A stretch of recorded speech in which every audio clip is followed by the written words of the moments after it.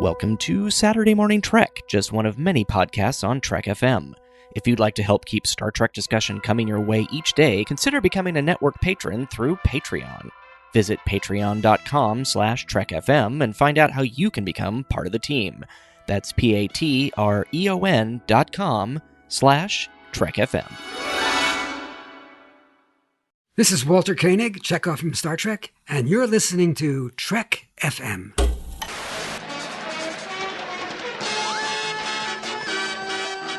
Get set now for action and adventure. Future's here for us to see. It's 2200 AD. Their mission to fight injustice, to right that which is wrong, and to boldly go where no man has gone before. Welcome to Saturday Morning Trek. Join us at Trek FM as we harken back to the days of wood panel dens, console televisions, and Larry Nemecek, Tellarite. I'm Aaron Harvey, and welcome to this very special convention season episode of Saturday Morning Trek. Darren is busy loading up the shuttlecraft to take off for Vegas, and Adam cast a magic spell and vanished, so I'm going to assume he's already there. While we were packing up our Star Trek Lives t-shirts and Star Trek concordances, we started to wonder, what were those early Star Trek conventions like? We know the first footage of the animated series, much like Star Trek Discovery, was unveiled at a convention, and they had about the same amount of footage. So we decided to ask Dr. Trek himself, Larry Nemecek, to join us in the wood panel den to discuss. Welcome, Larry. Oh, wow. This is amazing. Is this like a holodeck or what? No, this is real. Can I run my fingers along the cheap paneling and yes. have it be... Oh, wow. Okay. It's real 1970s wood. And real 70s shag carpet. Yes. Okay, yay. Kind of a lime green color. So, Larry, we're having you here today because Star Trek Las Vegas is coming up soon. And Yay. yes. And Wait, it is? Already? Again? Oh, my God. Okay. Sorry, no time. Gotta go. Bye. Bye. That was Larry Nemecek.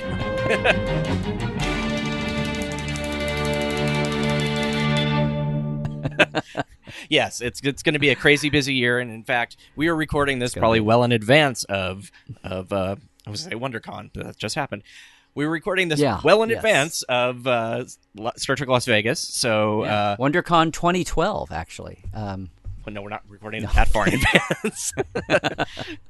So, we are here to talk about the rise of conventions, because even Forbes magazine just had an article not that long ago about convention culture and how basically everything has a convention. There's, I think it was the rock climbing convention. There's the health convention. There are all these different, I think it was a quilting convention. Every interest has a convention, has a national meeting of some kind. And when kind, you read this, though, it really feels, even though they mention Comic-Con, which has been around for 40 plus years, that it's some sort of new phenomenon. But it's not. But it definitely did start, at least becoming kind of our modern version, in the 60s and 70s. There were science fiction conventions back in the 30s even. But well, I mean, it's all it's what it is. I mean, there have been the fraternal, like the Masons and the Elks and the Moose, and the political parties have had their conventions every 4 years to nominate presidential candidates, and those, with delegates and membership and rules and blah blah blah and all that. So the idea of a convention of people getting together who have a common interest or something is nothing new. Sci-fi conventions, generally are said to start with Worldcon, which with 40 or 50 or 60 people, the late 30s, 37, 38, I forget which, and we call that first fandom. But science fiction was not. It wasn't even like nerdy. It was so off the radar. People didn't even bother to give them a stereotype in the early days. It was so but it was lit, and then heaven forbid there be some radio shows and occasionally a movie. Some of the classic movies from the like Metropolis and RUR and some of those that were out there just because people just did them as one-off things. It wasn't like, oh, I'm going to reach out to the big sci-fi community. Well, there wasn't anything. So conventions, what I always call lit conventions for literature, had been around for ages. And at the same time, conventions are another way that Star Trek really wrote the book on what pop culture was going to be. Genre. We had who had big, huge fan gatherings. Individual singers, like Frank Sinatra, Rudy, movie stars, going back to Valentino, and then occasionally all of it. And then singers, Frank Sinatra, and then, Elvis, and one-off, and then bands, the Beatles and the Screaming Girls. There'd been phenoms like that had huge, spikes of fans, and usually it's teenagers, whatever, the people that could afford to be passionate. But that had never translated to, like, movies and TV. There were fans of things and fans of actors and all that. But a specific thing, the closest thing, right on the heels of Star Trek was the Monkees. And they had a letter writing campaign when they got canceled. And, hate mail and please bring it back. Right. But that was, again, it was a show, but it was, again, as that band. And what happened with Star Trek in the first letter writing campaign was still just, all these pursuits of all these different, the network, and they just didn't know what to expect. I mean, they had no clue what was hitting them. But Star Trek, the passion that brought out in people, and like, we have to have more. I need my itch scratched, and don't you dare go away, and you better as hell keep making stuff, and if you won't, I'll make my own, which was fanzines then. Mm-hmm. And that's all, and then the clubs, and then the conventions, and that's all part of early fandom, was just getting the thing back together. That's what fandoms, and fans felt indignant, and that whole ownership thing was where that comes from. It's like, you wouldn't have had new Star Trek if it hadn't been for us those 10 years doing all we could. Part calculation, but it was just partly what people felt like doing. Right. They couldn't let it get away. It couldn't go away. It was too amazing. Well, one of the, I mentioned before we started recording, we saw a video of an old Super 8 film or something like that had been from one of the earlier conventions, where there was a young woman who was talking about, she actually saw a blurb about Star Trek before it premiered, and she was just like, wow, this looks like a real actual science fiction show, not like the kiddie shows or something. And when it came out, she said within like an episode, she was gathering all of her friends together, and she goes, we have to make a club. She was very adamant about it. So it was just that laser there was focus. The sci-fi underground out there, tiny, and unrealized, who immediately went, oh my God, this is not Lost in Space. This is not Voyage to the Bottom of the Sea. This is like Twilight Zone with regular characters. Oh my God, in color. Right. And, find the guy with the color, find the family with the color TV, and we'll all go there and watch it every week, In 1966, September, Star Trek came on the air for the first time. 2 weeks before the pilot was even shown, I was nudging people, look at it, because I had read this little thing in TV Guide with a picture. I said, this looks fantastic. It looks like a real science fiction TV series. And the night of the pilot, of course, I went crazy. And the day after, I started pestering my friends. We're starting a club. Now! We'd like to see Star Trek back on the air because it was the first serious science fiction program on television. Before that time, there were several minor kiddie programs, but nothing that dealt with science fiction as it truly is. Speculative fiction, thoughts about the future, thoughts that would incorporate a true possible harmony for the entire world and for the entire galaxy. So where was one of the first conventions? Where did, we know we heard about the 1972 one, but there was one before that. Well, let's start there. Okay. Because generally accepted. So Joni Winston was a low-level TV executive who fell in love with Shatner and Nimoy and D. Kelly and loved it, but she worked in the industry. And she famously wrote a chapter in one of the first books about Star Trek called Star Trek Lives that Jacqueline Lichtenberg and Sandra Marshak wrote, analyzing why Star Trek was so popular. And that came out in 73, 74, something like that. She wrote a couple of chapters. One, her visit to the sets during Turnabout Intruder, the last episode. Mm-hmm. And at the time she was there, they didn't know. They thought there might be two more. They were waiting to see if they got picked up, although nobody was expecting it. But they were waiting to see if there would be two more episodes added to the order. And if there had been, Shatner was going to direct one of them. And while she was there, they got the word that, no, not two more episodes. And a little bit later, a couple days later, in fact, you're canceled. Wow. So everybody was kind of dead. So she was actually there for like the final wrap party when everybody just kind of came. It wasn't a big deal at all. They just kind of got together, and then to a lot of people it was, oh no, it's just another canceled show. Well, we had 3 good years, but it's, gosh, guys, there's 3 whole networks here doing 20 shows a year, and we're just going to get lost in the mists of time. And oh well, it was fun while it lasted, and nobody had any idea that it was going to stick. In the era forget the internet and cell phones. In the era before, video tapes, nobody thought that this would live to see another day. And they sure got paid for just one showing and 2 reruns. the syndication rerun thing. Syndicated reruns meant I Love Lucy shows. with lots and lots of episodes. Yeah, but I mean, it's like it had to be some kind of outstanding classic thing for any local station to fill up their time, their free hours in the afternoon or early evening or on the weekends with something like that. And they'd buy stuff cheap and whatever. Or they'd show old bands and Gunsmoke reruns before they showed. But even that wasn't a big deal. And Star Trek in that 10 years just wrote the book on all these things that now everybody else does and we take for granted. But it started with the fact that those things got sold because there were people that wanted more. They wanted more of the old before we could, record media on ourselves and control it ourselves. Mm-hmm. And they wanted more new stuff. And and bit by bit, there were tons of people who were just sitting out watching, on their home TV and fell in love with Star Trek. And they had a friend, maybe, kids. They had a friend at school or they in college or a coworker. But they thought, well, we're just crazy people. There's nobody else there like us. And what started finally happening, this guy, Dick Block, saw it the first season, who worked for Kaiser television stations, 5 stations around the country they owned in different markets. I think New York was one, maybe L.A., but Cleveland. I was just in Cleveland and realized that I was in a city where the first people saw the first daily reruns like that fall after the cancel in 1969. And so there's that. And that set the seed and planted the seed for people to get together and see it, and the numbers to skyrocket. And the rerun, commercial end of it got together. And that was a catalyst for more and more people finding Star Trek and finding each other.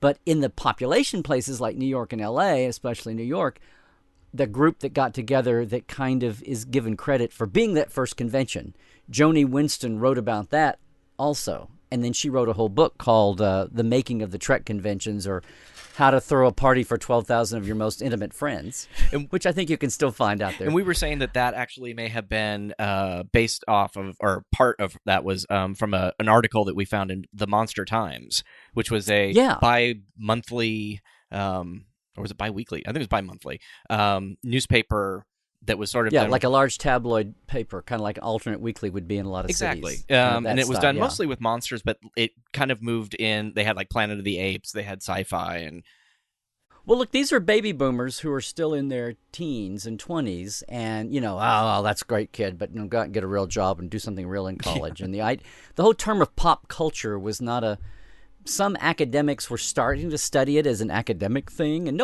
we didn't throw, there weren't 9,000 fantasy sci-fi shows laying around. The World Cons were the biggest convention. A lot of cities had their own little lit cons. There would be a film room where they'd show, Silent Running, or they'd show 2001, oh my God, in 69 and 70, the Day the Earth Stood Still and Forbidden Planet and whatever. But that was, media. Most of the time, the sci-fi fans would go, oh yeah, like Captain Video and all the cheesy movies, much less TV shows that came out, and there was a real looking down your nose at media sci-fi, because it was usually bug-eyed monsters and no science and cheesy effects. So Star Trek blew that up, and then the fandom that came along with it refused to give up. Started yielding all these things and national things like the Star chapters, the Star Trek Association for Revival bases, famously in San Diego and all over the country. And there was even one in Oklahoma City. And all over the country, you were a star base, and that was like a national organization to bring Star Trek back as a framework for having local clubs, although tons of people just had their local Star Trek club. Right. And that kind of coalesced in New York especially, and they said, let's do a convention.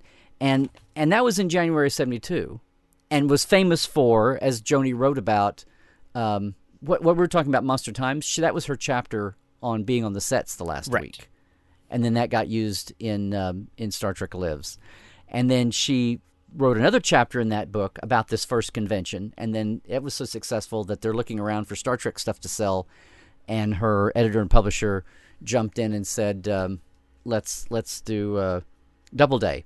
Said, well, can you do a whole book on this convention thing? And she said, okay. And that was later in the 1970s. But yeah, the original New York conventions, the first one they planned for 500 people, 3,000 came. And the little point I'd forgotten about till I was just looking here today was that instantly made it the largest sci-fi convention ever held. Great. It's like all those years, the World Cons had never, maybe 1,000, 1,200 people. Yeah. No World Con had ever hit 3,000. And it may have been more there than was 3,000 certainly- because they stopped counting, like you were saying. Yeah. They gave up Yeah. because they were so crammed and crazed, and they had stuff from NASA that they were like trying to say. Well, that's what I was gonna say. It was in insane. the same Monster Times, this is before the convention hit. They had threw out all of their articles that they were going to do for that week and moved it to the following one because they're like, hey, this convention's coming, so let's talk about it. And they've got like a rundown. When you read it, it is the prototype for every convention afterwards. It feels like you've got you got celebrity guests. We've got, I think Gene was there with Majel Barrett, and we had Isaac Asimov, Ike Asimov, as they put, talking about Mr. Spock. They had DC Fontana, who was talking about writing. We had the blooper reel. They were showing clips of the movies. And you had mentioned 2001. They're doing that, and The Day the Earth Stood Still. There's the lo and behold, the huge hucksters trading room. So we've got our dealer's room. And they also have NASA being there talking about how all of these movies, especially Star Trek in 2001, really inspired us, basically to get to the moon, and all of these initiatives that went forward in the 70s or started going forward. So you look at that, and it's very much, kind of the bare bones of what a lot of conventions are like. Yeah, and a lot of that was based on how lit cons had been. Right. All sci-fi, we say sci-fi cons, and now I have to say lit because there's lots of sci-fi media that got more media eyes, and they would have panels and things. But the masquerade, the costume contest. Oh yeah, there was a costume contest as well. That was Yeah, and an art show probably. Yep, where art show. All that stuff was. It's not like Star Trek invented that, but then pretty quickly you had it being about the actors and hopefully the creators, and then it was like autographing, where you would have like book signings at a LitCon. This was like autographs and photos, and the dealers are like amped up, more about what could we do, because you start having the retail shops. You had, start to say Forbidden Planet, but that was London. You had Federation Trading Post, and a lot of the mail order companies were starting to get ramped up. I've ordered from that in the past. Yeah, April Publications, and New Eye Studio was another one. New Eye Studio is where I got my award, my dress uniforms. Yeah. Yes, we have to talk about that later, about your final con costume before you stop it, because that's a fun story. Well, the other thing that came out of the 72 convention was the famous article that was in, speaking of hitting eyeballs, that was in TV Guide. This guy, William, I'm looking at it because she reprinted it in her Making of Star Trek book. Grokking Mr. Spock, or May You Never Find a Tribble in Your Chicken Soup, by William Marsano, which to a lot of people was the first time they saw the term Trekkie. Ah, okay. But this was like a 4 or 5 page article with a few pictures in TV Guide, which is how you hit the masses, pre-internet. It might as well have been in Time or Newsweek, or even better that it was, because everybody had one. And in that their was really living room. that's really what hit the thing. But here's the thing: for all the talk, and then that begat 3 or 4 more of the committee. They just call themselves this New York gang. Joni was one of them. Several more, all of them, that led to 3 or 4 more. And after 3 or 4 years, it had become so saturated. And this is still before Star Wars, that people now in Chicago, and Bijo was doing her Equicons in L.A. at the building downtown that they used for Logan's Run, which was kind of, what better place to have it. But there were places around the country, and if there had been cons, like I've gotten close to Houston now, working on the Con of Wrath, they'd had conventions through the 60s and 70s, but everything kind of got amped. Star Trek coming in amped up the old sci-fi conventions or the old nostalgia memorabilia conventions, and they got to where this new influx of fans coming to the old ones, it was kind of like what the comic book guys said about Comic-Con San Diego. It's like, I just want to have a comic convention, and all these kids and their movies and TV have just ruined it. There's too many kids here. I just want it the way it used to be. That's kind of what happened to sci-fi cons, and you had the whole idea of a Star Trek convention being its own, more media-ized format started to happen. But here's the thing. That's the 72 January New York convention, Statler Hilton, grew from that. What almost was overlooked until just a few years ago, and again, thank the internet, there had actually been, now is being credited as the actual first convention, even though it was one afternoon, at a library in Newark, New Jersey, organized by a local librarian who was a big fan, Shermer Comerfield Burley, and at the time, Comerford was the lead, and Deborah Langsam. They were the co-editors of Spockanalia, which was the first fanzine, which came out during the show's run. And they had an afternoon program.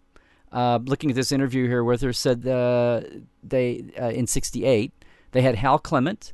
They had about 60, 70 people, just one afternoon.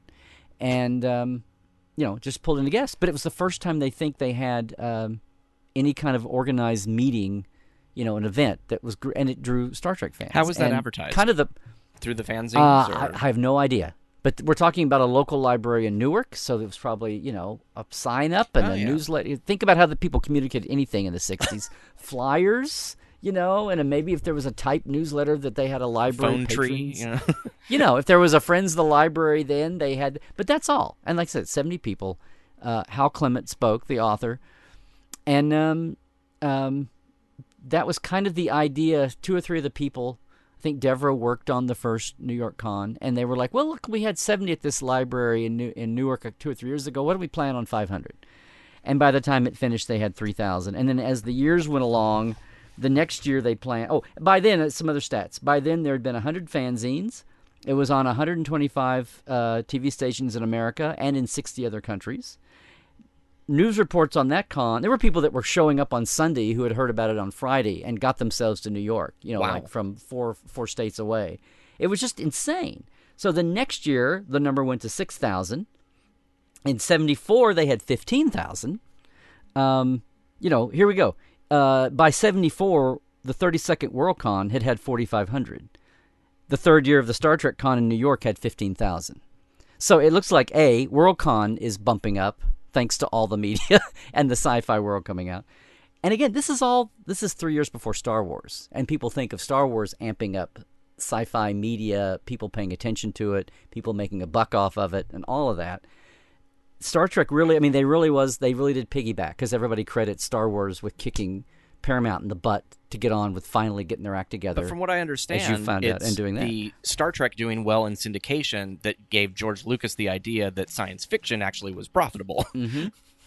Well, look at what happened.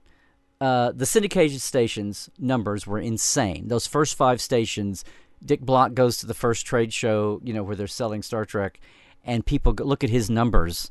Like up 400%, up 500%, like, oh, we want that. We want that. Whatever that show is, we want that. And so suddenly every station was sticking it after school or at most like on the weekends or around the local news or whatever.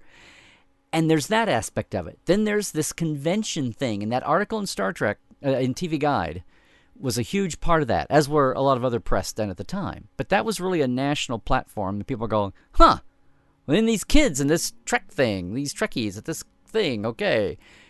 That's happening to the point where by 76, again, the year before Star Wars, the first year of Saturday Night Live, they did their Trek parody. Mm-hmm. And it was a huge thing. The John Belushi and Aykroyd and Chevy Chase. And that was when like NBC was taking the set apart or something, wasn't it? I try to remember exactly how that was. Yeah, it was really funny. They came in to cancel them, and it went back and forth between the real show and they say, Captain, there's a object approaching on viewer, and it says, "Looks, Captain, library computer banks identified as a 1968 Cadillac DeVille, registered to an NBC. Yeah, a National Biscuit Company? No, something else." I'm Captain James C. Kirk of the Starship Enterprise, representing the United Federation of Planets. Hi, I'm Herb Goodman, head of programming for the network.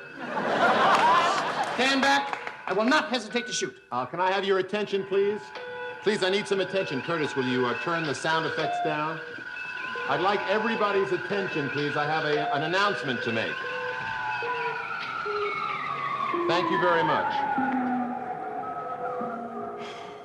Ladies and gentlemen, due to the low Nielsen ratings, we at NBC have decided to, unfortunately, cancel Star Trek. Fire at my command.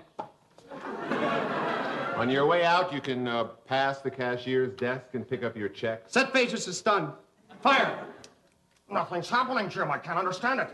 Oh, and look, boys, you'll do me a favor and return these things to the property department, okay? Try kill. They're still not working, Jim. They're still not working.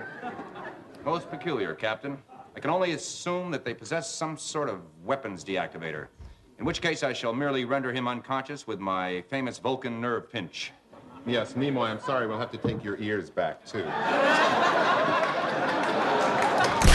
So so all those things are within 2 or 3, 4 years. These are all like dovetailing and piling up and dominoing to the point where we should do something. And then that's when you got into the little movies, and Gene and all the other people. They got into the revolving door of movie ideas, and they were trying to do something with it and make a buck off of it that way. But the other big thing was Franz Josef Schnabelt, on top of the zines running around.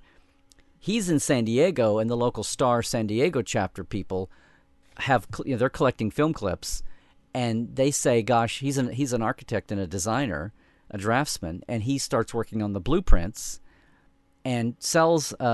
They make 500 copies to sell at EchoCon 74 in L.A. He sold all but about 90, and then then that got picked up by Ballantine, who used to have the nonfiction license first, and Bantam had the fiction, which is why all the the Blish books were from Bantam. And then they did 50,000 in a professional printing. In March of 75, no fanfare advertising, they sold out in 2 hours. Then they did a printing of 100,000, and then a printing of 60,000. They both were sold out while they were being shipped. They didn't catch up with the printings until September of 75. So they immediately said, do more. He had been thinking about this tech manual thing. So when that was on this, and then when the tech manual came out, 450,000 copies, the largest single order ever made for a sci-fi book. I mean, I know we're going far afield from cons here, but this was all the things that were happening, like 71, 72, 73, 70. This stuff was all piling up. And people, the fans were like, more and more and more. And the people who were in different corners of media, if they weren't woke up to it by then, if they do nothing about sci-fi or Star Trek, they're like, well, they know something is selling. If it's going to make a buck, they want to be in on it. And some of them may not have got it if they were smart enough to either be there already or smart enough to grab somebody who did know. But at the very least, if they were just going to do it and crank something out and make a buck, they did. And, and the Star Trek giant poster book started. But when the tech manual, on top of the blueprints, when the tech manual came out, because the thing, the blueprints didn't qualify as a book because they came in a pouch. If that had been a book, that would have been the highest selling sci-fi book of all time up till then. But it didn't. It waited until the tech manual, which could be classified as a book, sold. It was number 1 on B. Dalton's list the first week. It was number 1 on the New York Times sellers. It was there for 2 or 3 months. When you had a number 1 3-month-long New York Times bestseller of blueprints and charts and graphs on this dead little show from 7 years before, you better think somebody's waking up and going, oh. And they're not used to thinking this way. No dead TV show had ever been brought back as a movie. I don't know if any dead TV show had ever been, there'd been TV for 30 years, 20 years? Yeah. TV from the 1950s, say. So in the first 20 years of TV, there'd never been a show that they went, oh boy, we made a big mistake here. We better bring this back fast. That had never happened before, much less make it into a movie. So, again, it's like all this stuff, Star Trek is just, it's all about the passion that it made with the fans, that all these things, spending money on stuff and inventing stuff and having a paper internet for the price of a self-addressed stamped envelope because there isn't one, so we've got to network ourselves. And all these things just brought in more and more people who thought they were alone, and they found each other, and they made their clubs, and then they made conventions, and that's what the 70s were about, was getting Star Trek back and finding each other. Yeah. And then, of course, by the end of the 70s, then you had Star Wars jumping in, and then you had the sci-fi movie craze, and and then it did bring back the motion picture. But those years that were dominoing in through there, and even the frustration of reading the news out of Hollywood about the Trek movie and all, even while that was happening, and more magazines movies were, plural. Starlog started. Yeah. And here you had that Monster Times in 72? It went from 72 to 75, I yeah. think. Yeah. But you look at the thing, it was covering fantasy and horror and sci-fi, because heaven forbid, there's no audience big enough to have a magazine just on horror or just on, media. There's been sci-fi like digests of fiction. But, as far as like covering the world as an ongoing thing, not just fiction, but nonfiction aspects, there's not enough of that going on to justify a different thing. We have to lump it all together. Well, within 4 or 5 years, as Starlog and many other things proved. Yeah, there was enough audience. And, the baby boomers got even a little, the second wave baby boomers were growing up and getting into all that, and it was proving the market, and then the people that it was their job to make money off markets, not to be, crass about it, but that's what they did. we're here to serve. And poor little Paramount that didn't, licensing. Licensing wasn't a big thing. Oh, you want a model kit? You want a lunchbox? Sure, fine. Here, take okay. this random gun and slap the word Star Trek on it. And... Yes. Take that gun that fires the little spinny things. Yep. Yeah, the little flying discs. Slap Star Trek on it. Ooh, that's actually in that same Monster Time. It's like, for those who don't value their eyesight, I think is what they said. But that's what the 70s were. I mean, it really was not like any... Because then after that, after you had the first movie, then Star Trek was a thing. And then it was for a couple of years, it was like, will this doom it? Did this not turn enough people on? And then when you got to Wrath of Khan, it was like, bang. Okay, now we're off and running, And the immediate thing was another movie. And then it didn't take long after that to go, people, the local stations got louder and louder and louder about, can you please give us more than 80 episodes? Can we please have more of these? Because if you were a kid fan watching it after school, if they ran it 5 times a week after school, you knew 79 episodes, 80 hours. Okay, that means there's 4 weekdays of weeks in a month, so that's 20 days. So every 4 months they cycled through. If you missed Doomsday Machine right here, if you waited 4 more months, you could pick it up again.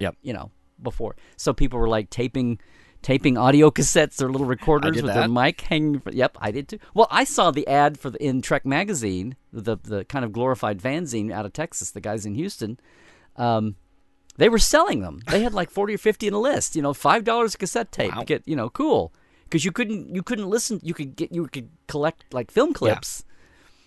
And the other, which wasn't motion, but the best way you could be around a show was to tape it back then. And I'm like, well, why should I pay him $5 a tape when he's just recording them off TV? I can do the same thing. Reminds me of the Mystery Science Theater when they they always had the thing at the end. It's like, keep circulating the tapes. So they had yeah. So that's pretty cool. So I went from being a kid in Oklahoma reading about this stuff, going, wow. This is so cool, but God, I'll never get to New York. How am I ever going to get to New York or LA to go to one of these big city conventions? And we had little conventions, but they were like lit people and authors would come, and you could find other fans kind of starting to find that.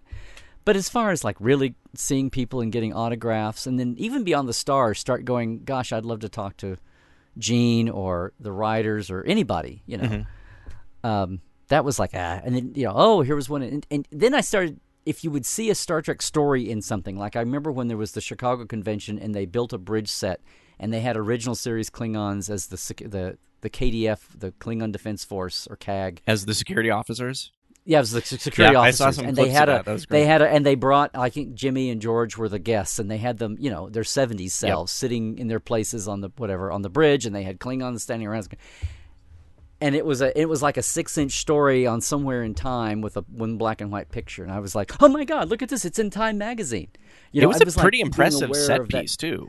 The part of it was basically from Spock's station to the engineering station, and then the captain's chair.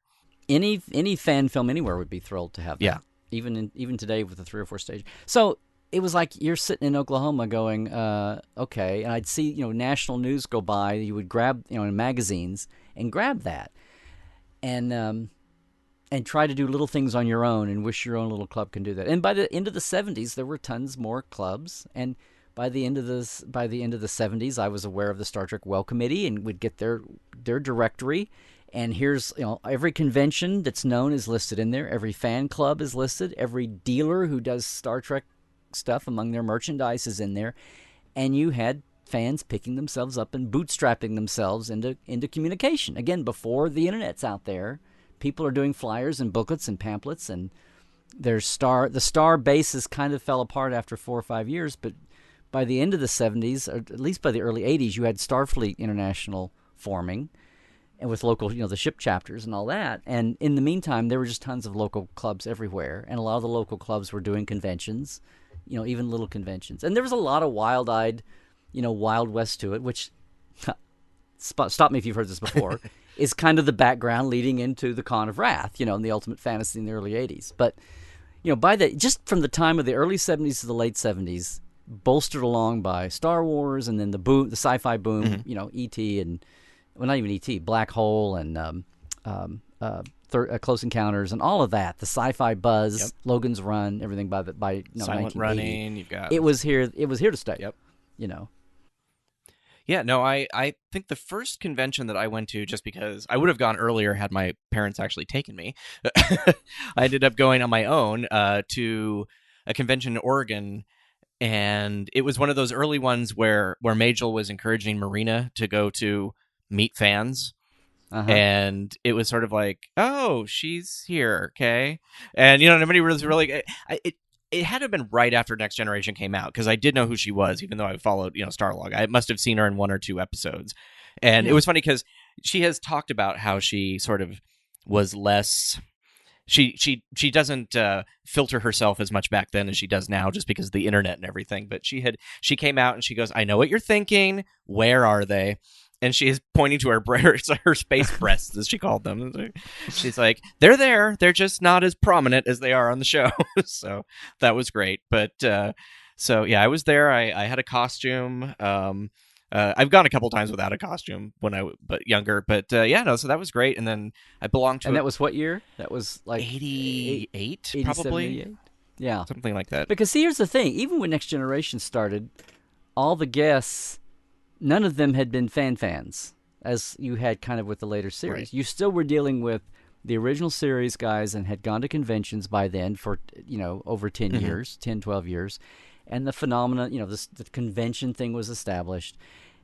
And they were a little trepidatious about going out and like, oh, am I ready to do this? But I was at Starland in Denver in March of 88, the first time Patrick went to an American convention, and he was kind of overcome. Dee and Patrick were the 2 guests, and he came out both days. And Saturday night was in Denver was the airing of Heart of Glory for the first time. I remember that. And he says, I don't want to talk about it on Saturday. He says, I want you all to see it tonight, and then we'll talk about it tomorrow. Nice. I mean, but that's what. But he walked out, and there was like this, like, I don't know, 2,000, 3,000, 4,000 people crammed in, at the time, and there was just this overwhelming wave, and he came out, and he was visibly like, the Brits say, gobsmacked. He walked out and kind of, and there's recordings and video of this, where he just kind of finally comes up, and it's just this wave washes, like, hello, welcome. And I realized then, it's like you don't often get to see a Trek person's first time at a convention like that. Yeah. I miss seeing all the 70s guys' introductions to those 70. I was very conscious when Next Gen came out about doing all the stuff that I hadn't got to do because I wasn't there at the beginning of the original series. So it was like, this is going to be so cool to see Patrick's first time on stage. And he was visibly moved, and he said, he says, thank you. I've never experienced anything like that in my life before from an audience, basically. And you could tell he was moved and a little overwhelmed and like, oh my God. And the first day, because I think he was feeling very keen about being softened up by being on TV and not stage work. The first hour he did on Saturday, he said, I'm going to do something. He says, I'm feeling like I'm losing my, basically my voice. So I'm just going to do without this microphone and project, because he could. Oh, wow. He was, Brit. And the first day's hour, he basically projected out to everybody. And, his voice. And he had just come from stage. He was still in his prime of theater work. And then on Sunday, he's like, I think I'm going to use the mic today. But he carried it off. That's great. If you were like I was, if you're taping, you're a tape recorder in your seat somewhere in that hall, you could hear it. I mean, it picked up. It wasn't like it wasn't like by the time I got to you. So that reminds me, somewhere I have tape. I don't know where it is, but I think I had it of that one convention. I just remember the DS9, the 2 I saw firsthand from day one, the Voyager and the Enterprise casts. Less over time, but I do remember Voyager too. It's like each cast was kind of like, okay, let me get my character down and let me get used to this. Everybody came in, nobody else got surprised like the original series, as far as fandom and conventions. Now the Next Generation cast was convinced that they were going to be there for a year. They're like, this is crazy. This is redoing Star Trek when they're gods and we're nobodies. And it's sci-fi, and it's syndicated, which nobody's going to pay attention to anyway. Right. We're not going to be here for... Nobody thought it was going to go longer than that, even though they signed the deals for 7 years or 5 years or whatever, and blah, blah, blah. And every cast after that wasn't the issue, but they are still trepidatious. Let me get my bearings here before I take on those Star Trek fans in one of those conventions. And you could just kind of see that. But now, like in the Voyager cast, Tim Russ had been an old fan. Like Michael Dorn had been a fan, had been a teenage boy sci-fi fan, whatever. And he was a little bit cooler about it, and he was one of the first ones to get out. But I specifically remember with the Voyager cast, because we were doing ThunderCon in Oklahoma City by then, but we'd moved to L.A. after the first couple, and we said we'd had like recurring guests along the ways. And about the third or fourth one was after we moved to L.A., and Voyager was running, and Janet was temping and then working on Voyager. And so we had, Janet could send word out. She would send stuff by the PAs out to some of the actors. Can you leave this in their trailer? And, geez, it was 94, 95. People were just starting to get emails then. But, and I remember it was, Tim was the first one that said, yes, absolutely, I'll be there. Because he had been an old fanboy and known what conventions are all about. And he, in the back of his head, he was like, yes, he was the most comfortable with it out of the gate. And he's still like, even I saw him at Sci-Fest LA, and where Brent Spiner and everybody else took off afterwards, he hung around until pretty much everyone left and talked with people, and he really seems to enjoy talking with the fans and stuff, which is great. Well, now if he had a gig, if his band was playing somewhere he had to go, he would have gone. Yeah, of course. But totally, But and by now everyone is, and by the time it got to the Enterprise cast, they all pretty much knew what was going on. And I think they were like, I can't allow myself to think this is going to be a 7-year gig. I gotta. They were just so. I remember the Television Critics Tour at Paramount, and Connor just like, I got to pay off my car. This is amazing. They're coming from the the poor struggling actor thing, and Scott having kind of been the wise old man. And then after Scott, John Billingsley was pretty much the most experienced working actor of the group, and he was pretty laid back. I remember talking to him for like an hour, kind of going, like, you do know what you've walked into, right? You got. He's like, oh, and he was like, oh, well, I've done a lot of stuff, and I totally know about Star Trek, and if it works out, great, and if it doesn't, great. He's so zen. Yeah. And he also has makeup, so people aren't necessarily going to notice. Yeah. But I just remember so many of them were like so jazzed, about it. Connor was the one that was the most. This is awesome.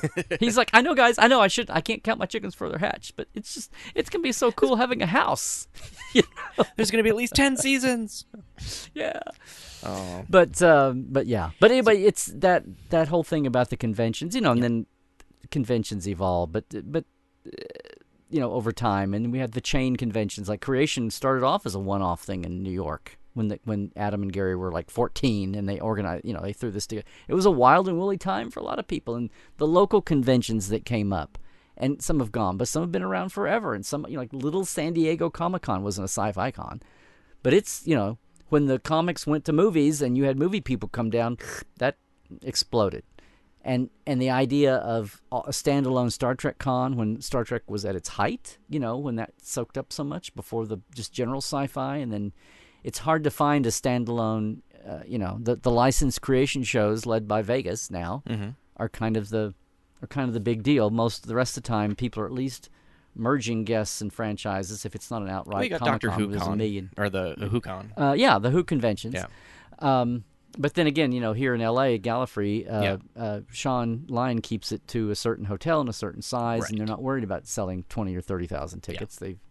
They sell out fast. But so now we've got all these different stripes of fandom, and we have the internet to service, and all these actors from all these genre shows, and all these shows that are like, they're running around in real modern-day garb, in real modern-day sets, and they're not slathering green paint on women and uprooting trees with the roots dangling out to be an alien plant like Gene was doing in 1966, and the rest of the world didn't get it yet, That's over the hill. We've got ordinary science fiction happening, and fantasy and comic book action hero-y stuff, genre stuff happening.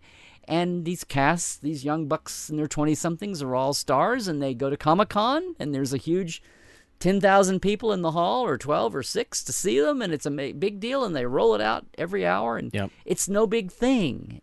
And that's part of the Forbes article, is that it's becoming an expected thing, and it's just a commodity where it's like, when this used to be the special thing that where those people that could only find that connection there went to that convention, and now that is not a special thing, what does that just become? Does that just become another commodity, like another expected thing? If you have X, Y, and Z, you also have to have a convention.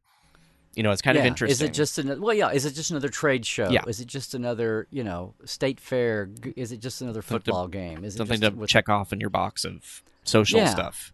Yeah. Now, and the thing that got me was when computers and emailing and the internet and social media, even before social media, like even the turn of the century, when the internet got big and Star Trek kind of started Rick Berman's regime started dealing with fans online, and all the internet chatter kind of took everything. It used to be that if you were on the show or connected to it and you went out to a con, you could be loose and free and talk.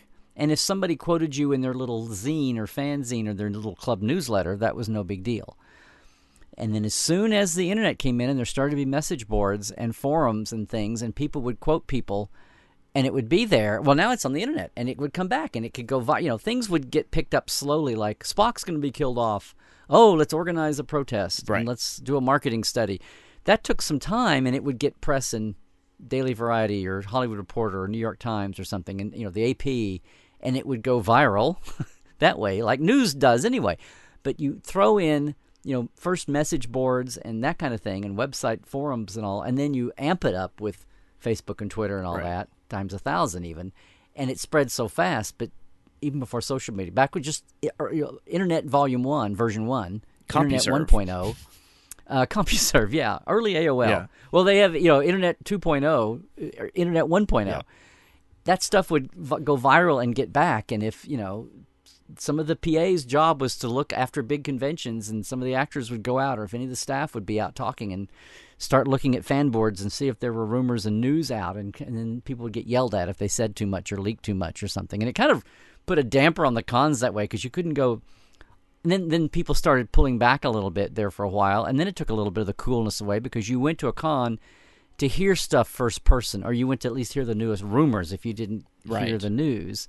And there was a time there when I thought, well, are the clubs, much less the conventions, going to die off? Because if you don't go to a convention to get your news, which used to be the cool thing you went to hear, especially like at the 1 a.m. room party, much less what was on stage. If you got some author or some actor or some writer or crew person or something, it was just chatty.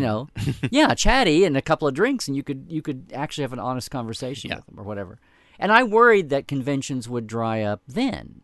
And then they kind of bottomed a little bit over. I'm saying conventions. I'm talking in the Trek world. Kind of mirroring when there was a tiredness with Voyager, and then Enterprise didn't explode the world, and Nemesis didn't do great, and there was kind of a malaise. And we were the first few, like even here in the West, but for the whole country, when the Creation Grand Slam conventions in Pasadena, which used to be the apex of Trekness at a convention, when that gave way to the Vegas cons after like 02, 03. The first one was in 01 that Silent Fedora did, and then Creation did them from 02 onward. And they still did Grand Slams a couple more years, and they overlapped. But when all that was happening in 05 and 06, after Enterprise went down, and we were kind of like, oh, they're drying up, and there's fewer people, and is this going to dry up in a few years? Fandom wouldn't, but are the big conventions going to go away? And if you can get everything on the internet, what's the point of coming? And less people coming meant less sales for the dealers, so there were less dealers and all that stuff. And what's happening with the damn franchise anyway? It's rudderless and wandering, and the cool thing that happened somewhere along the way was that people, and then by 09 and 10 and the first movie, love it or hate it or lukewarm, it brought a ton of new fans in, and things got revitalized. But as far as conventions went, I came to see that the internet, people did get their news there. Unless it was smashing, be the first ones to hear it, even before it gets tweeted out immediately. If there was some special shock news that people's going to, be in the room when this is said, or when somebody comes out. Because by the time you leave the room, there's an article about it already. You're just like, I was just literally here. How did this happen? But you can still be there to not virtually, to viscerally experience the coolness of it. Just like I was saying, you can't replace that. Patrick's first time on stage was something I'll never forget. With that visceral reaction there, you still can do that. It'll be the world will know about it immediately, but it's not like being there. No. But the other thing that reassured it was people started meeting each other online even more, like Facebook, than they ever had before, and finding common interests. And then they use the conventions like Vegas as their big reunion every year.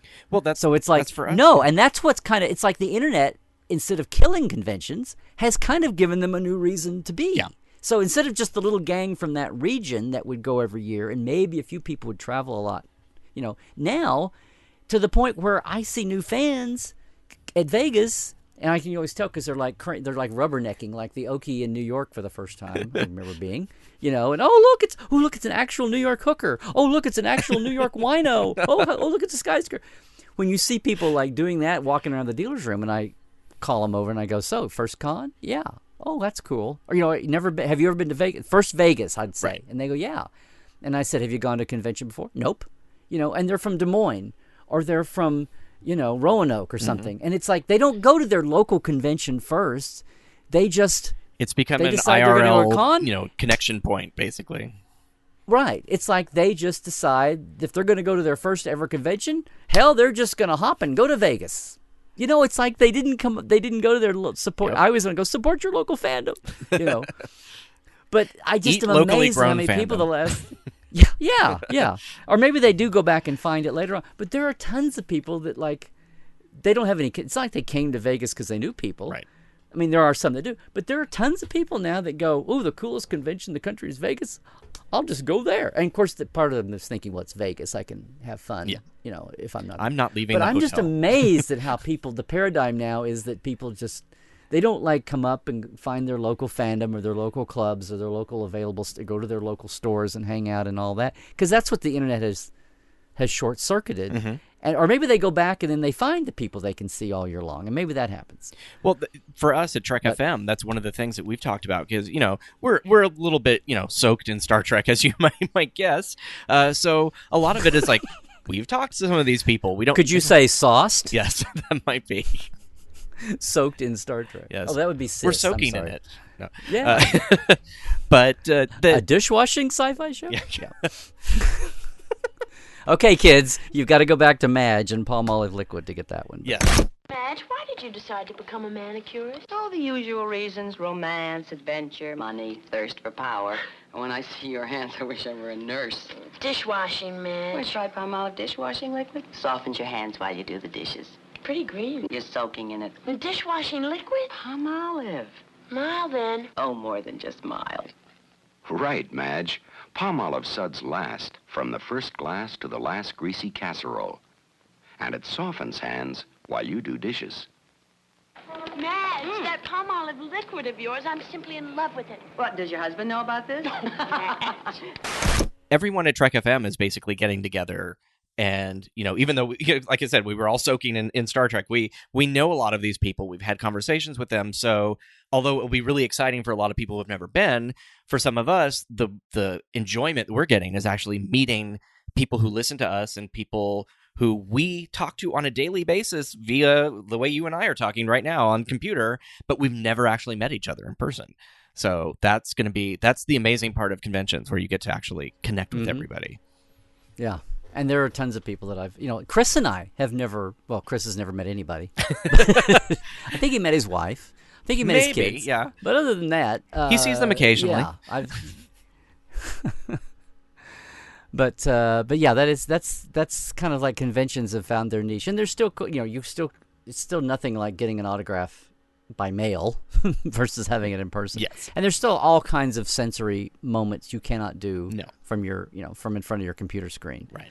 But so conventions have not only lived long but prospered too and grown, even in the era of instant news and instant communication. But and to kind of bring it back to the animated series a little bit, that was first announced and shown at a convention. They had Dorothy Fontana showed the intro to the show, and basically everybody was super excited.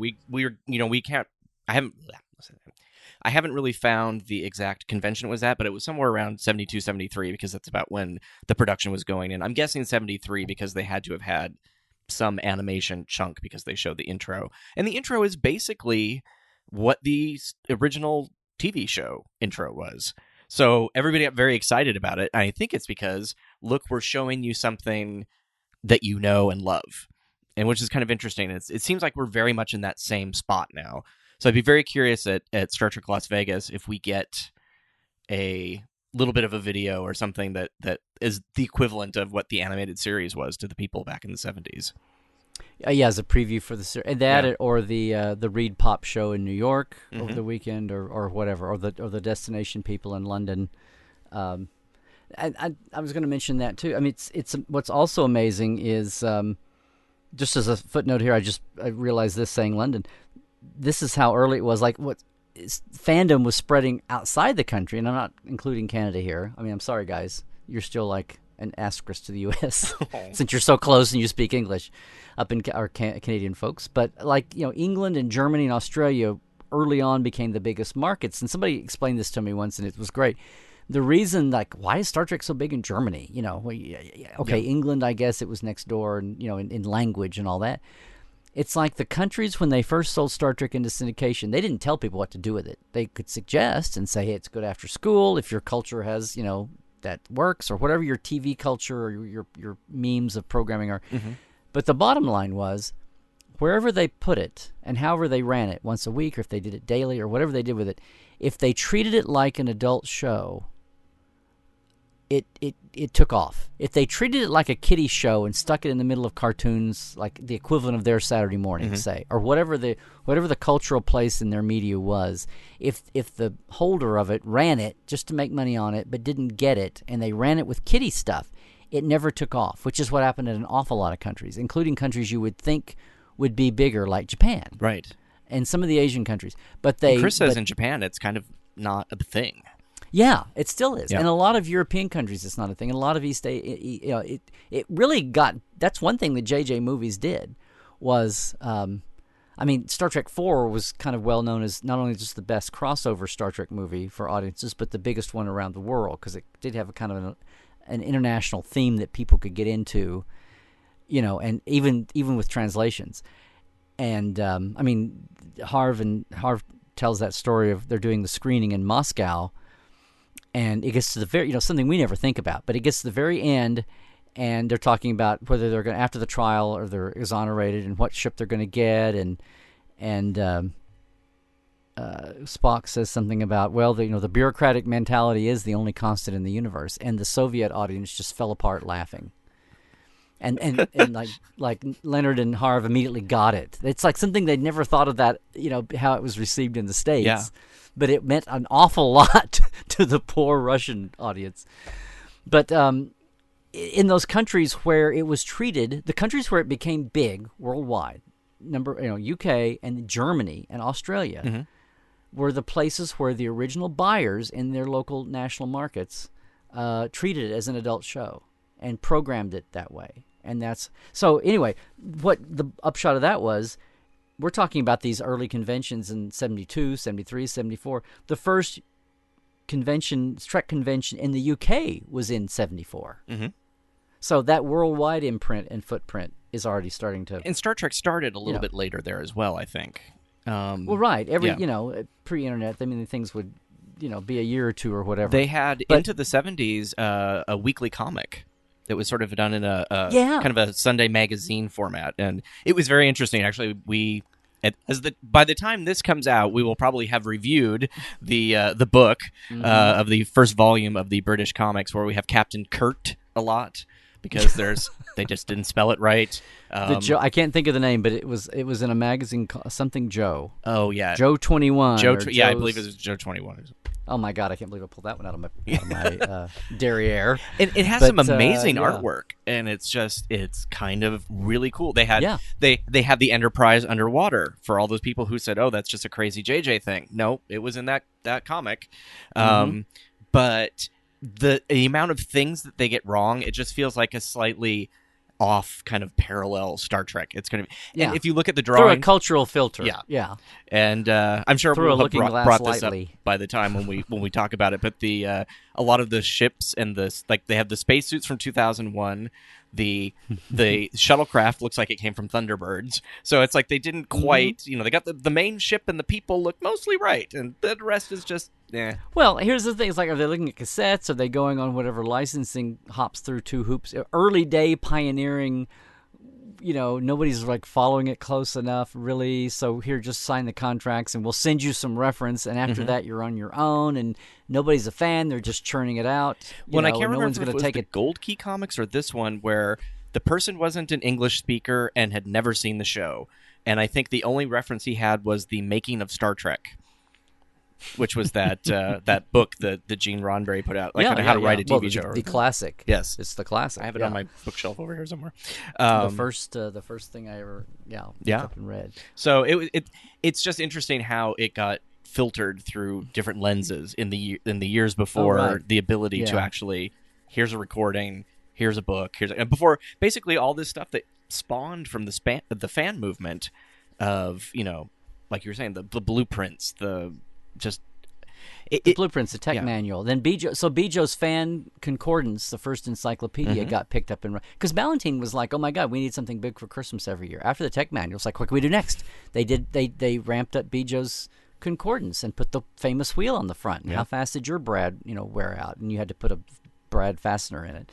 And then the next year they bought up Jeff and Doug's and that group, the New York Fan Mafia's medical reference, and that got bought up, and that was like 75, 76, 77, or 78. I guess I'm off a year, and then maybe it was 75, then 76 for the tech manual, and 77 because it's what I'm holding in my Christmas. I just opened my Christmas presents pictures every year. Oh, that's great. and 78's the medical reference, and then by 79. Then the motion picture comes out. Everything is redone from now on. Simon & Schuster owns. It's in the corporate family. Gulf and Western and the Paramount family owns Simon & Schuster / Pocketbooks, and so they coalesce everything under the Pocketbooks label, fiction and nonfiction, and so all the old deals. So the Star Trek maps are the last thing that anybody besides Pocket does. Yeah, and it's from Bantam, which we're not Ballantine. And then from then on, it was a Pocketbooks world until the nonfiction opened up here lately, where other people that could do it equitably could do it, and were experts in different things and did it, but including the calendars. But well, speaking of the motion picture, before we wrap up here, can you tell us your story about the last time you dressed up as for a fan for a con, waiting to see the preview for Star Trek: The Motion Picture, right? Or what wasn't preview, but the what was it? Teaser commercial, basically. Yeah, the teaser trailer for Motion Picture. So it was in Dallas in June, hot, and I was laughing at somebody this weekend at WinterCon. There's a podcast where they talk, or a video YouTube show where they talk about the sweaties, and that's literally what we were. And it's the one where I had done a Tellurite for my college makeup class, and rather than prosthetics and casting a nose or whatever, all I had to do, I got nose putty. I had 2 or 3 sticks of nose putty and built up this like solid Tellurite, pig nose, and kind of sculpted it and wore it, and it was like heavy and it was hot because it was like a solid block of nose putty sitting on your nose. And I'd worn it. I'd done it once in class and and took a picture of it, and then did a much better version a couple of times later. And I didn't have the Tellurite, the patchwork, the checkerboardy suits. So I was and besides, I wanted Starfleet. I wanted Tellurites in Starfleet. So I wore my McCoy dress uniform and pants as probably a skinny Tellurite. I think I may have put a pillow in me. And but I did my Tellurite bit, and I even had my best friend ever, Kevin, who. We were each other's later best men, and he does all my logos, and yay, Kevin. Painted some, I didn't have a lot of stuff, but rather than doing spirit gum, he painted some bushy eyebrows on me, so I didn't do that, and I just kind of fluffed up my big college beard, and I just kind of slitted my eyes down. I didn't try to do eye pockets, but the big thing I had was my nose. And it was a sweaty, hot, too many people crammed in a suburban motel, halfway between, like in Irving, halfway between Fort Worth and Dallas. They're on the freeway, the cross DFW freeway. And we're all crammed in there, and the hot thing was they were going to show the motion picture teaser trailer that summer. And it was going to be... And so the con time takes over, and things are running later, and things are running later, and things are running later. And I'd gotten into my stuff, and I had my nose on, and it was so hot and sweaty. It was humid anyway, and I just could feel the sweat pooling up under my nose, on top of my nose. My real nose, between my fake nose and my real nose. And eventually, like the putty where it had blended in, like on my nose bridge, was breaking down, and basically that was my Tellurite nose was starting to slowly slide down my real nose. No. And I was like, do I go? I'm squeezed in here. Do I leave to fix it? When do I do? Because if I do, my God, I'll do that, and I'll miss the trailer. So we set it, and it was running late. And Grace Lee Whitney was like the Trek guest at this kind of suburban convention. So finally, I stuck it out and was worried about, fixing my makeup. And finally, whatever was dragging out finally ended. They didn't care about timing, and they finally showed the teaser trailer. And here we're in this hushed crowd, black screen, and the Phase 2 artwork. I forget the artist, one of the famous production designers. And I've gone blank on his name, and I hate it. But and it was on the back of every comic book in a sci-fi magazine for all that summer. But it was their excuse for a teaser poster because, the effects were running so late. They'd had the big debacle with Robert Abel, and they were running around, they were going to wind up shipping The Prince wet on December 6th to all the theaters to make the start day, the premiere day. So we didn't know all that at the time, and they didn't have a legit theater trailer, a proper teaser trailer out. So the teaser trailer, quote unquote, opens with a black screen and that illustration of kind of like flying sideways almost. The famous kind of glorified, hyper-detailed Phase 2 is like way back in the distance. And so it's on a tilt, and then it comes up, and you kind of hear a Star Trek-ish theme music, and it's like, and kind of a throbbing, kind of like the way the motion picture soundtrack opens, and it's just like in the back, and it gets a little closer. And some ominous voice is saying, for 10 years, you've asked for your heroes to return. Now, I'm quoting this off memory. It's probably on YouTube. I hope it is somewhere. But all it was this one piece of artwork kind of coming at you like 30 degrees tilted this way, 30 degrees tilted that way, straight on. And it gradually like faded, dissolved into coming to you closer and closer and closer until it, quote unquote, whooshed by and then went to a black screen. The human adventure is just beginning, Star Trek, the motion picture, coming this December. And then they put the title block with all the actors' names and all that.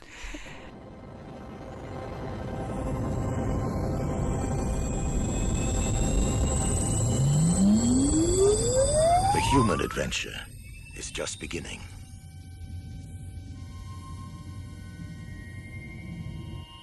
William Shatner. Take us out. Is Captain James T. Kirk. Leonard Nimoy is Mr. Spock.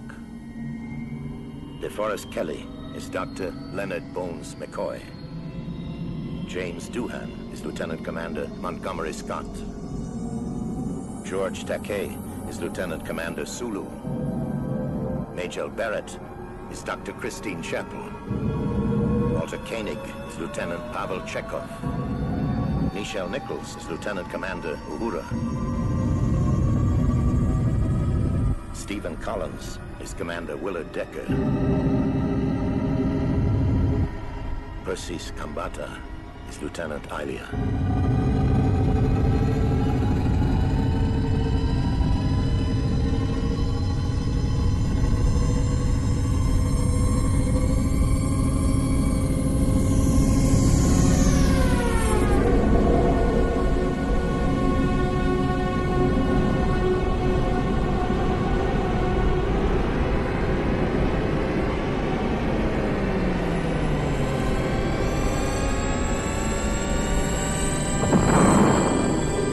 Star Trek, the motion picture.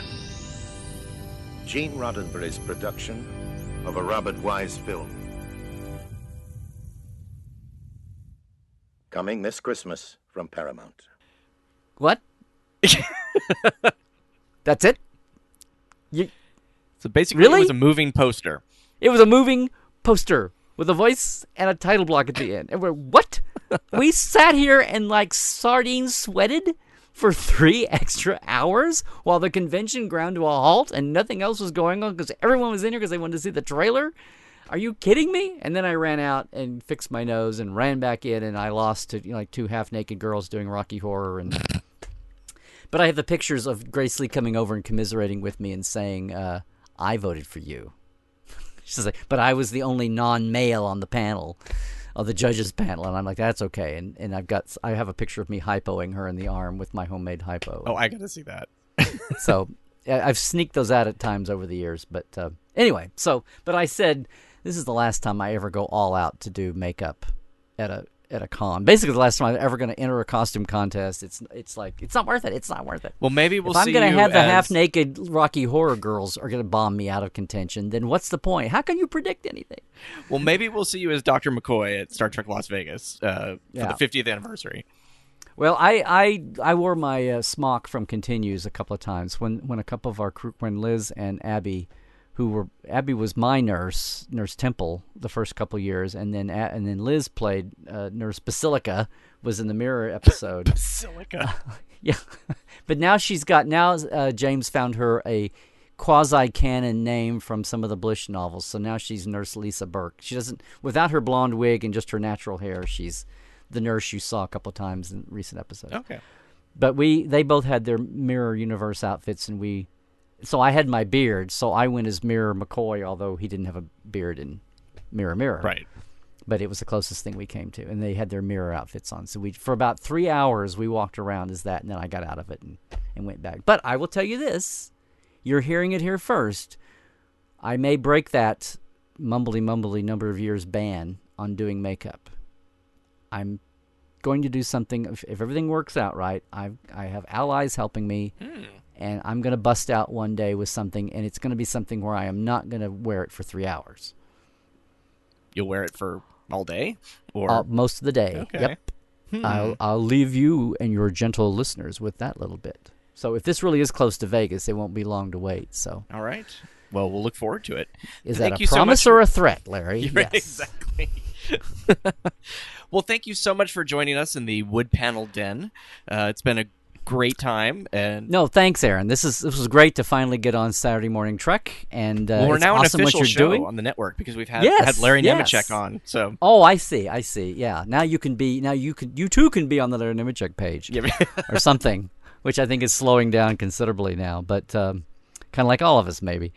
But no, it's awesome to do that, and your whole idea for doing the show and digging deeper. Like I keep seeing people do these projects, and it's like, well, I'm doing my things, but I envy you because I wish I had the time to jump off and do this and deep dive into what you've been getting into. Because a lot of stuff I know on the top of my head, or I know I'll go look that up, and that's still something you can do. You can still find, but even then, to find the little nuggets of things that aren't out there or you didn't know about that would turn up once you do start doing some real digging.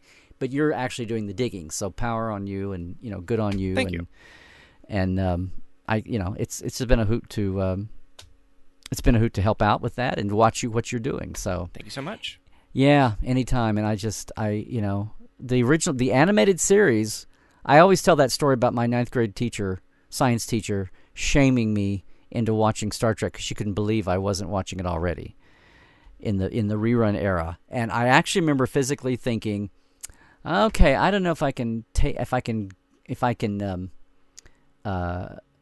respect that show. I don't know if I can honestly get it. I don't know if I can if it's if I'll get it. I know what I'll do. I'll watch for some reason this made sense in my little head. I know what I'll do. I'll watch the Saturday morning cartoon version, and if I like it, then I'll go and watch the live action. So technically, the first actual Star Trek I ever watched was the animated series. Interesting. And I can't remember what episode it was. I want to say maybe The Farthest Star, but it wasn't like I watched the first right. It just happened to be on because it was on quite a bit. Yeah, it seemed like it's like every other show. Like when you catch the reruns, it's like you always caught the same show or the same two shows, which was amazing considering there's only 24 half hours. Yeah, 22 half hours that you could see the same one. It's like I don't ever remember seeing Yesteryear until I finally was recording them on Nickelodeon and had them on tapes and could watch it. I knew Yesteryear was the star of the series, the one everybody went to, but I do remember the Robert April show. I always loved the fact there are a lot of other ones that are just really, they're nice gems. And for some reason, the Infinite Vulcan and Giant, Spock and Dr. Caniclius pops up all the time, and I'm like, okay. With the Retlaw plant? Yes, with the Retlaw plant, way down yonder in the Retlaw plant. But I do have to give. Somebody pointed that out to me one time. It's like, well, you said one time that was actually your first. And I was, oh, yeah, that's right. So, but very quickly, within a week or two, I was watching Channel 5 after school at 4:00 every day, and yeah. Cool. Well, thank yes, you so indeedy. much. So good on you for doing this show, and good luck. Thank you. And continued good luck on all your digging. Great. Thank you so much, and we will talk to you soon again, I'm sure. Oh, we'll yeah. bring you back when we talk about fanzines. Okay. Actually, we should hook you up to some of the fanzine editors from the time that are still blowing and going. That would be great. I'd appreciate and get that. them on. Yep. Cool. We'll do that. All right. Okay. Thank you so much. Bye. Okay, Aaron. Thanks. Bye. Previously on Trek.fm, The Ready Room.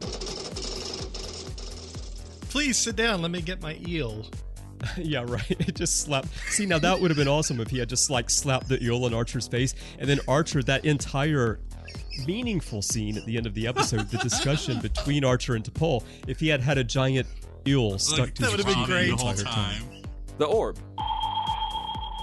And what's so great, I think, about Star Trek Deep Space Nine is, especially with Sisko, is you get to watch somebody slowly become a believer in a faith, and it's shown as being reasonable. Literary Treks. The big difference is when you're doing nonfiction books, the way we do them, we do a lot of interviewing, and the interviewing requires a lot of transcribing tapes, and that's possibly the most miserable job one could ever run into. It's a real task. And that's what else is happening on Trek.fm. So check out the shows and get in on the daily Trek Talk. You'll find them in iTunes, Stitcher, TuneIn, Spreaker, the Windows Podcast Directory for Xbox and Zune. You can visit our website at trek.fm and view our podcast directory and stream all of our shows right from our website. We'd also like to invite you to leave us a ratings on iTunes. Not only does it help us know how we're doing, it also helps other people find the show. Before we go, I'd like to thank our Patreon patrons, Mike Bovia, Eric Extreme, and Ju Kim. Thank you so much for your support. And if you want to become an associate producer of a Trek FM show, all you need to do is become a patron of the network at a $25 or more level. Go to patreon.com/trekfm and find out how you can become part of the team. That's patreon.com/trekfm. Well, I guess it's time to head out to the convention. The shuttle is loaded, and we're out of here. See you at Star Trek Las Vegas. Oh, and remember, there is an animated series.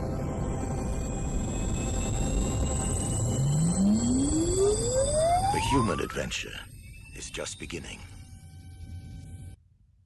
Coming this Christmas from Paramount.